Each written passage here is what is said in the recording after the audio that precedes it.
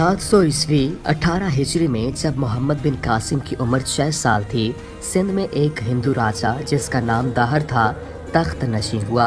उस वक्त सिंध का राजा दो हिस्सों में बटा हुआ था। एक हिस्से की राजधानी अरोड थी जिसे अलोर भी कहा जाता था और दूसरे राजा की राजधानी ब्राह्मण आबाद थी। इस राजा का नाम हिराज था, लेकिन वो 1 साल के अंदर ही मर गया। इसके तख्त पर राजा दाहर के छोटे भाई दाहर ने कब्जा कर लिया। इससे राजा दाहर को खुशी हुई कि सिंध का ये हिस्सा भी उसके खानदान के कब्जे में आ गया है।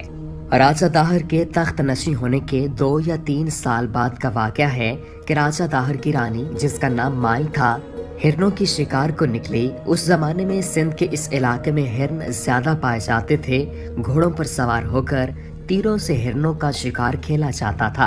इनके पीछे घोड़ा डाल दिया जाता और सर पर दौड़ते घोड़े पर तीर चलाए जाते थे। माई रानी की उम्र 20 से 21 साल थी। एक ही साल पहले राजा दाहर के साथ उसकी शादी हुई थी। वह खूबसूरत लड़की थी और हिरन के शिकार की दिलदादा थी। शाही खानदान की लड़की थी, इसलिए घुड़सवारी और तीरंदाजी में मर्दों का मुकाबला कर सकती थी। उस रोज वो घोड़ों और 2 पहियों वाली रुत पर शिकार खेलने निकली थी। रुतबान महल का एक आदमी था जो मैदान जंग में रुत दौड़ाने और लड़ाने का माहिर था।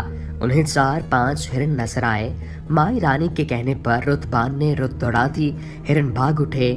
रुत की रफ्तार इंतहा को पहुंच गई। इसके दोनों घोड़े जंगी थे और ये राजा के अस्तबल के घोड़े थे।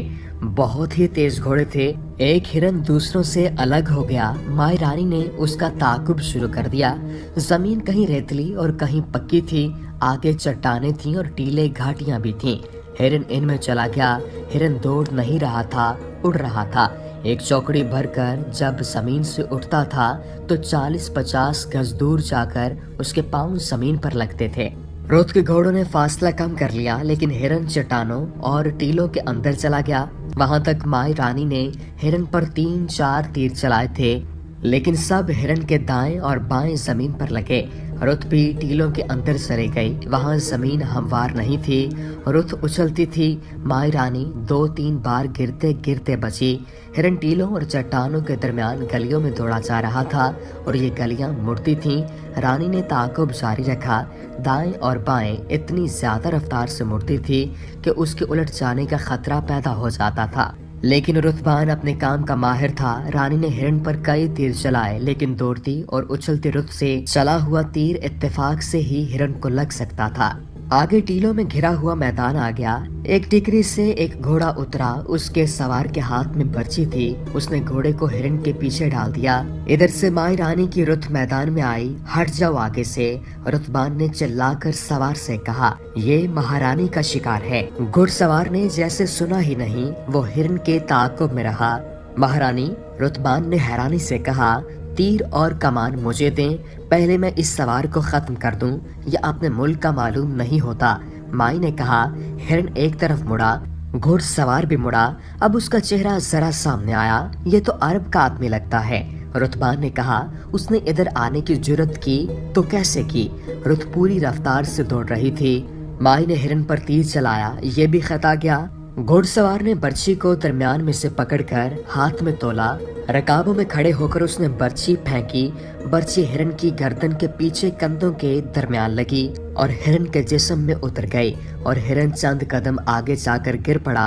सवार ने घोड़ा रोका, कूद कर उतरा और हिरन के पास खड़ा हो गया। माई रानी की रुत उसके सामने आ रुकी। वो आदमी माई की तरफ देख रहा था और उसके होंठों पर मुस्कुराहट थी। रुतबान रुत से उतरा और उस आदमी के सामने जा खड़ा हुआ। क्या तुम इन अरबों में से हो जिन्हें महाराजा ने पनाह दे रखी है? रुतबान ने अपनी जुबान में पूछा। क्या तुम नहीं जानते तुमने कितना बड़ा जुर्म किया है? महारानी तुम्हें रुत के पीछे बंधवा कर मुझे हुक्म देंगी कि रुत को दौड़ा दो। तुम अरबी लोग होते ही बेअदब और बदतमीज हो। मैं उन अरबों में से नहीं हूँ, उस आदमी ने कहा, और मैं बदतमीज और बेअदब भी नहीं हूँ। ओह, रुतबान ने कहा, तुम हमारी जुबान बोल सकते हो।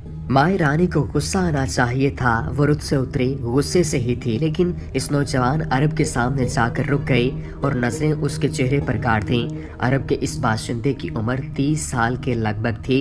उसका रंग सफेदी माइल गंदमी था और उसकी आंखें स्याह थीं। اور یہ آنکھیں مسکراتی ہوئی محسوس ہوتی تھیں۔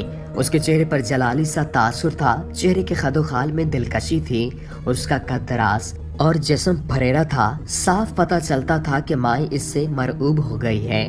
اس عرب کی مسکراہٹ سندھ کی اس رانی کا مذاق اڑا رہی تھی۔ گھوڑوں کے ٹاپ سنائی دیے، 6 گھڑ سوار ایک ٹیکری کے پیچھے سے نکلے۔ وہ ادھر آ رہے تھے، وہ مائی رانی کے محافظ تھے۔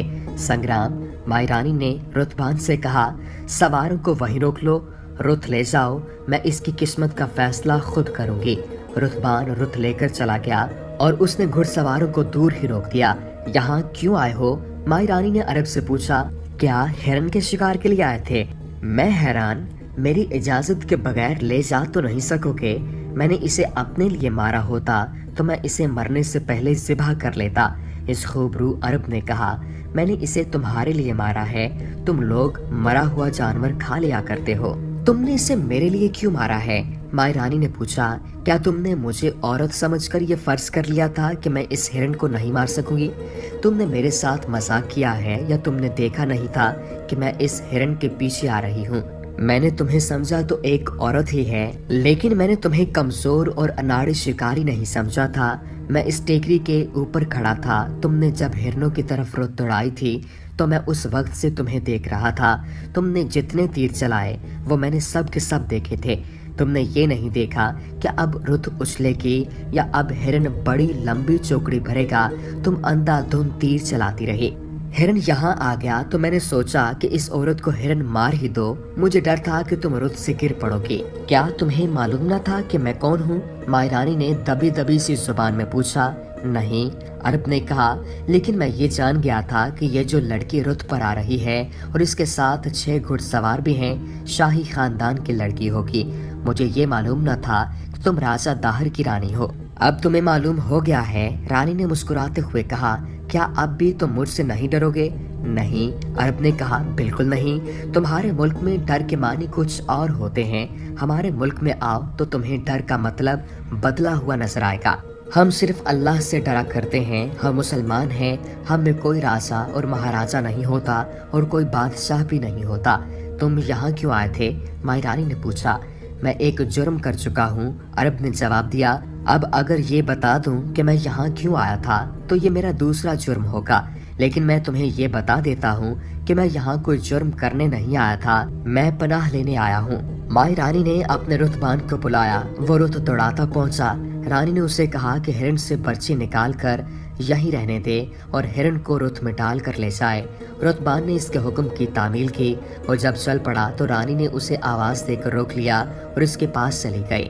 کوئی خطرہ نہیں سنگرام، مائی رانی نے آہستہ سے کہا، پھر بھی میں اس سے کچھ باتیں معلوم کر رہی ہوں، یہ آدمی ہمارے کام کا معلوم ہوتا ہے، تم لوگ یہاں سے تھوڑا پیچھے چلے جاؤ۔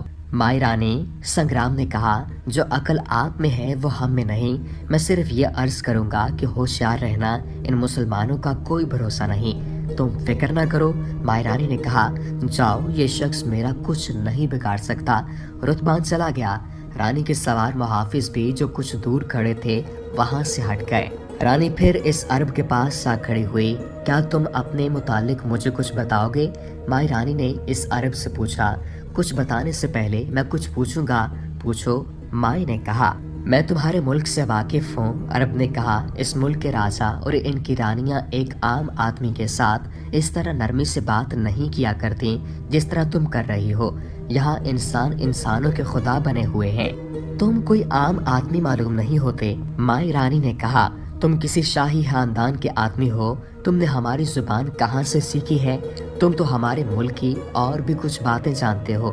رانی چپ ہو گئی اور کچھ سوچ کر عرب کی طرف دیکھا اور کہنے لگی، مجھے تمہارے ساتھ سختی سے بات کرنے کی ضرورت نہیں، میں تمہیں یہ بتا دیتی ہوں کہ تم اس وقت میرے محافظوں کے گھیرے میں ہو اور میں تمہیں عرب کا جاسوس سمجھتی ہوں۔ کیا تم میرا یہ شک رفع کر سکتے ہو؟ نہیں، عرب نے کہا، میں صرف یہ کہہ سکتا ہوں کہ میں کسی کا جاسوس نہیں، میرا نام بلال بن عثمان ہے اور میں اپنی خلافت کا باغی ہوں۔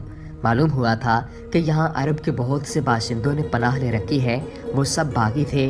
ہاں، یہ صحیح ہے، مائی رانی نے کہا، ہم نے سینکڑوں عربوں کو پناہ میں رکھا ہوا ہے، تم ان کے پاس کیوں نہیں چلے گئے؟ مجھے معلوم نہیں وہ کہاں ہیں۔ عرب نے جواب دیا، میں اکیلا نہیں، میرے ساتھ 4 اور ساتھی ہیں، ہم 4-5 دنوں سے یہاں چھپے ہوئے ہیں۔ پتہ نہیں چل رہا تھا کہ یہاں کے راجا تک کس طرح پہنچیں اور پناہ حاصل کریں۔ تم نے پوچھا تھا کہ میں نے تمہارے ملک کی زبان کہاں سے سیکھی ہے۔ میں لڑکپن میں اپنے باپ کے ساتھ اس ملک میں آ چکا ہوں اور میں نے 5 سال یہی گزارے تھے۔ کیا تم سندھ میں رہے تھے؟ نہیں رانی، بلال نے جواب دیا، میں سب سے پہلے سرندیپ گیا تھا۔ تم جانتی ہوگی کہ بڑی لمبی مدت سے وہاں مسلمان آباد ہیں۔ اس کے قریب ہندوستان کے علاقے مالابار میں بھی عرب کے مسلمان آ کر آباد ہوئے تھے۔ میں جانتی ہوں، رانی نے کہا، مجھے معلوم ہے یہ عرب کے وہ مسلمان ہیں جو تجارت کے لیے وہاں گئے تھے اور ان میں سے بہت سے وہی آباد ہو گئے تھے۔ اور میں یہ بھی جانتی ہوں کہ مالابار میں جو مسلمان ہیں اسلام کی تبلیغ بھی کرتے ہیں اور انہوں نے ان علاقوں کے بے شمار دوسرے مذہبوں کے خاندانوں کو مسلمان بنا دیا ہے۔ میرا باپ بھی مبلغ تھا، بلال بن عثمان نے کہا، وہ تاجر بھی تھا، میں اس کے ساتھ ادھر آیا تھا۔ میں اپنے باپ کے ساتھ ہندوستان کے کئی علاقوں میں گیا تھا، میں نے اس دوران یہاں کی زبان سیکھی تھی۔ باپ مجھے بھی تبلیغ کی تربیت دے رہا تھا، لیکن میں سپاہ گری کا شوقین تھا۔ باپ نے جب میرا یہ شوق دیکھا تو اس نے مجھے سپاہ گری کے استادوں کے حوالے کر دیا، اور جب میں جوان ہو گیا تو اس نے مجھے واپس عرب بھیج دیا۔ میں خلیفہ کے لشکر میں شامل ہو گیا، لیکن کچھ عرصے بعد خلافت پر جھگڑا شروع ہو گیا۔ جو فوجی اور شہری اس وقت کے خلیفہ کے خلاف تھے انہوں نے بغاوت کر دی، لیکن ناکام ہوئے اور پکڑے گئے۔ ان میں سے بہت سے وہاں سے بھاگ آئے تھے۔ یہ وہ عربی باشندے ہیں جنہیں یہاں کے راجا نے پناہ دی تھی۔ میں چونکہ انہی کی اولاد میں سے ہوں، اس لیے مجھے بھی وہاں سے بھاگنا پڑا۔ یہ بہت پرانی بات ہے، جب عرب کے باغی یہاں آئے تھے۔ مائی رانی نے کہا، تم اب کیوں آئے ہو؟ میں دراصل ان کا باغی نہیں جن کے خلاف پہلے بغاوت ہوئی تھی، بلال نے کہا۔ بغاوت کے وقتوں میں بھی باغی ہی تھا، لیکن تھوڑے عرصے سے میں نے محسوس کرنا شروع کر دیا تھا کہ آپس کی لڑائیاں اچھی نہیں ہوتیں۔ موجودہ خلافت کا وفادار ہو گیا، لیکن وہاں ابھی تک اس خلافت کے باغی موجود ہیں۔ انہوں نے مجھے قتل کی دھمکی دی۔ میں دراصل باغیوں کا باغی ہو گیا تھا۔ اپنے ملک میں میرا زندہ رہنا مشکل ہو گیا تھا، اس لیے میں اپنے 4 ساتھیوں کے ساتھ یہاں آ گیا ہوں۔ میں اب بھی سوچ میں پڑا ہوا ہوں، کبھی خیال آتا ہے کہ شاید میں غلطی پر ہوں اور مجھے باغیوں کا ساتھ دینا چاہیے۔ مائی رانی کے چہرے کے تاثرات کچھ اور تھے۔ یہ تاثرات کسی رانی کے چہرے کے نہیں بلکہ ایک عام سی لڑکی کے تاثرات تھے۔ ایسے تاثرات چہرے پر اس وقت آیا کرتے ہیں جب کوئی آدمی دل کو اچھا لگتا ہے اور دل کہتا ہے کہ یہ سامنے بیٹھا رہے، بولتا رہے اور میں سنتی رہوں۔ کیا تم مجھ پر اعتبار کر سکتی ہو؟ بلال بن عثمان نے رانی سے پوچھا۔ میں تیرے محل میں جو بھی نوکری ملے کرنے کو تیار ہوں۔ میں کہتا ہوں کہ مجھے کوئی ٹھکانہ مل جائے تو میں اطمینان سے بیٹھ کر سوچوں کہ صحیح کون اور غلط کون ہے۔ کیا میں ہی غلطی پر تو نہیں؟ میں تمہارے لیے کچھ کروں گی، مائی رانی نے کہا۔ ہماری ایک اور ملاقات ہونی چاہیے، جہاں کہو گی وہاں آ جاؤں گا، بلال نے کہا۔ مائی رانی نے بلال کو قلعے کے قریب ایک جگہ بتا کر کہا کہ وہ اگلے روز وہاں پہنچ جائے۔ یہ کہہ کر مائی رانی چلی گئی۔ بلال وہاں سے چل پڑا اور ایک اونچی ٹیکری کے پیچھے چلا گیا۔ وہاں عرب کے 4 جوان آدمی اس کے انتظار میں کھڑے تھے۔ وہ وہاں کچھ دنوں سے چھپے ہوئے تھے۔ بلال نے راجہ طاہر تک رسائی حاصل کرنے کا یہ طریقہ اختیار کیا تھا جو اتفاق سے اس کے سامنے آ گیا تھا۔ اس نے قید ہونے کا خطرہ بھی مول لے لیا تھا۔ یہ تو اسے توقع ہی نہیں تھی کہ مائی رانی اس سے اس طرح متاثر ہو جائے گی۔ سندھ کے علاقے میں ان 5 عربوں کی موجودگی کوئی عجیب بات نہیں تھی۔ محمد بن قاسم کی پیدائش سے بہت پہلے عرب کے مسلمان ہندوستان کی زمین پر موجود تھے۔ سب سے پہلے اسلام ہندوستان کے جنوبی علاقے مالابار میں آیا تھا۔ اس وقت وہاں 4 مذہب تھے، بدھ مت، ہندو مت، عیسائیت اور یہودیت۔ یمن، حجاز اور مسقط کے عرب بھی وہاں موجود تھے۔ وہ جہازران اور تاجر تھے، ان میں سے بعض یہی آباد ہو گئے تھے۔ اس وقت وہ مسلمان نہیں تھے۔ رسول اکرم صلی اللہ علیہ وآلہ وسلم کی حیات مقدسہ میں ہی اسلام بالامار میں پہنچ گیا تھا۔ جس اجالے کو غار حرا کی تاریکی نے جنم دیا تھا اس کی شعائیں ان عرب تاجروں کے ذریعے مالابار میں پہنچی تھیں جنہوں نے اسلام قبول کر لیا تھا۔ مالابار سے آگے سرندیپ موجودہ سری لنکا تھا، وہاں بھی عرب کے مسلمان تاجر اور جہاز ران آن پہنچے تھے اور ان کے ساتھ اسلام بھی آیا۔ سرندیپ کے مقامی باشندے سب سے پہلے تو مسلمانوں کے اخلاق اور کردار سے متاثر ہوئے، اور جب مسلمانوں نے اسلام کی تبلیغ شروع کی تو لوگوں کو پتہ چلا کہ اسلام کے بنیادی اصول اور تعلیمات کیا ہیں، تو وہ اسلامی مساوات سے متاثر ہوئے۔ اسلام راجا اور رعایا کے تصور کو رد کرتا تھا، چنانچہ دوسرے مذاہب کے لوگ بڑی تیزی سے اسلام قبول کرنے لگے، یہاں تک کہ سرندیپ کے راجا نے بھی اسلام قبول کر لیا۔ مالابار کے راجا زمورن نے بھی اسلام قبول کر لیا تھا اور وہ رسول اکرم صلی اللہ علیہ وآلہ وسلم کی زیارت کے لیے روانہ ہوا، لیکن عرب کے ساحل سے کچھ دور بحری جہاز میں فوت ہو گیا۔ اسے یمن کے ساحل پر دفن کیا گیا۔ حضرت عمر فاروق رضی اللہ تعالی عنہ کے دور خلافت میں ایک سالار عثمان بن ابی عاص نے بمبئی کے قریب تھانہ بندرگاہ کے علاقے پر حملہ کیا تھا۔ اس حملے کا مقصد یہ تھا کہ ہندوستان کے جنوبی علاقوں میں عرب کے جو تاجر اور جہاز راں جاتے ہیں ان کی حفاظت کے لیے ہندوستان کی کسی بندرگاہ پر قبضہ کیا جائے۔